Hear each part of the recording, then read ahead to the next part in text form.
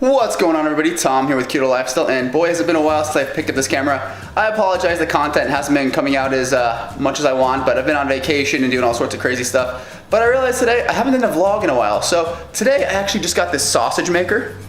You can see behind me, my parents got me that for my birthday, and we're just gonna make a ton of sausage today. I was gonna do this as a recipe video, but since it requires special equipment, I didn't really wanna do that. So I'm just gonna show you what I'm doing. I think we're gonna come out with about 25 pounds of about 4 different kinds of sausage through this process. So let's get making it. So to make our sausages, we are going to use natural hog casings. If you've never had them, they are delicious, but they are interesting to use in this process.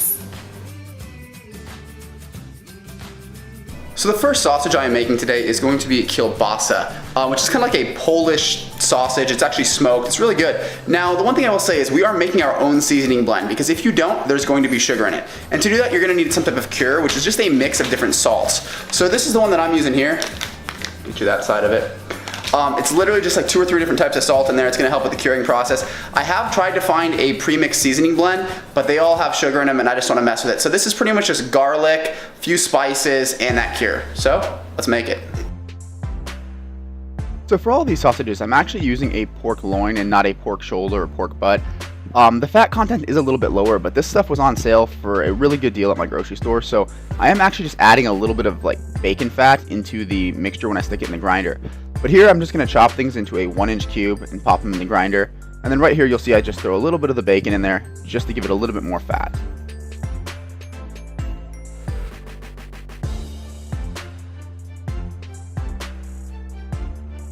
Now the first sausage we're making here is the Kielbasa, and my Kielbasa, I love it to have a lot of garlic in it. So we're going to do 2 tablespoons of garlic powder there. Same thing with salt. I always like things that have a little bit of salt in them just to kind of get the electrolytes in, but also it kind of helps enhance the flavor. Now we are going to be a little bit careful in this recipe because there will be curing salt added in a minute. Next up, some black pepper.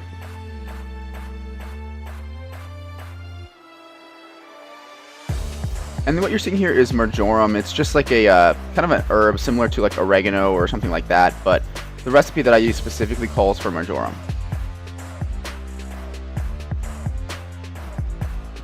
Now here is the only non-keto ingredient that I would consider in this recipe, and that is powdered milk. Every recipe for kielbasa that I've ever used has called for it, but it's like 12 carbs for half a cup, and spread over the entire recipe, it's really not that bad. We added a little bit of water, and then here is that curing salt. You'll see it's kind of this pinkish color. It's basically a mix of a few different types of salt. It's just going to help the sausage cure. A lot of the cures you'll buy publicly available have a lot of sugar in them, but this particular one is just different types of salt, so I like to use that one. Now before we start pumping the meat into the casings, we have to slide the casing onto the machine. You may have practiced doing something similar to this before. Now when I'm actually stuffing the sausage, I like to let the pressure from the grinder pull it out of my hand so that it doesn't pack too tight. Well, now that we got all these sausages made, we're going to stick them on the smoker here for about 4 hours to get the kielbasa all smoked up.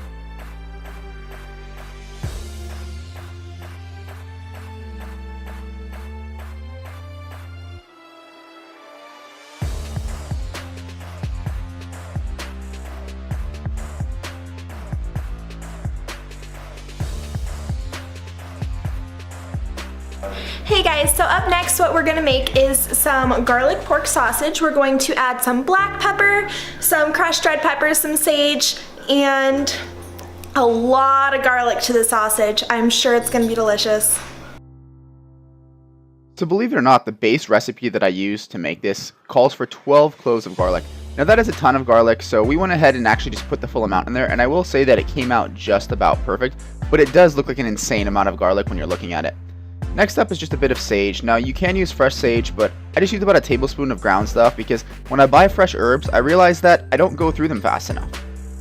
And of course, we need salt. Since this one's not using a curing salt, we're actually going to put a 1/4 cup of salt in there. Now normally I would use pink Himalayan salt just for the extra minerals, but with this quantity, it just becomes more cost effective to use regular salt. And then we're going to need 2 tablespoons of crushed red pepper. I didn't quite have 2 tablespoons, so I went ahead and just added a little bit of ground red pepper on top of it, but make it work however you want. And then of course, a little bit of water. This was, I believe, half a cup. And then we're using this ground Parmesan or shredded Parmesan, whatever you have. It basically is there just to kind of add a little bit of flavor and kind of helps to thicken the sausage just a little bit.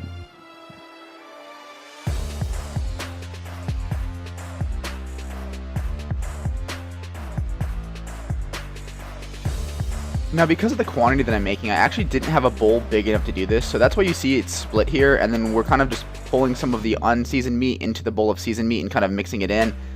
However works for you. I wish I had a bigger bowl, but we are making a huge quantity of sausage here.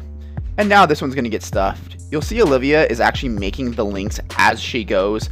You can do it either way. You can sit there and once it hits the length that you want, you just kind of shut off the machine, pull it a little bit, and then you'll see here just give it a little bit of a twist. I have my own way of doing it. So for the sake of speed, what I like to do is just to make about, I don't know, a 6-foot section of sausage, and then I'll find the middle point and start creating links. Then I will tie them together and wrap one of the legs through it. Now this one here should probably make about 6 links, but I have made ones that are like 10 links long. I just prefer this method, though it does make it a little bit harder to portion. So the kielbasa has been out on the smoker for about 2 hours. We got about 2 hours left to go, but it's looking really good. This next sausage you saw me making is actually a keto beer broth. Now, bratwursts are a mix of beef and pork. So what I'm using is some of that ground pork loin. It's about 3 pounds of that. Then I'm adding 2 pounds of 80/20 ground beef. This one also has some bacon in there just to get the fats a little higher. Now you're going to see me add the beer. I'm using Michelob Ultra because it's like 2.7 carbs per can. I prefer a stronger beer for this type of thing, but that would defeat the purpose of making this keto.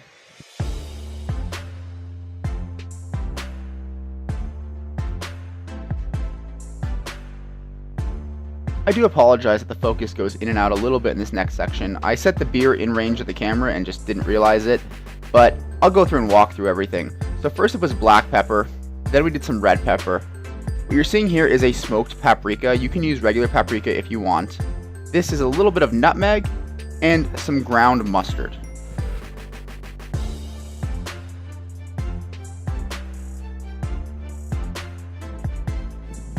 Next up, we're adding coriander seeds. Now these are a little bit hard when they're in the container, but trust me, once you add them to the meat, they soften up quite a bit. Next up is some sage. And then we're going to add some salt. Now this salt was basically just sea salt chunks that I crushed with a hammer, because as you saw in the last sausage, I ran out of regular salt. And then we're going to add some onion powder. Now what I did not show in this video is there's also 2 eggs in this recipe, but everything else was shown. Now I'm just going to mix it together with my hand and get it really well incorporated before pumping it into the sausage machine.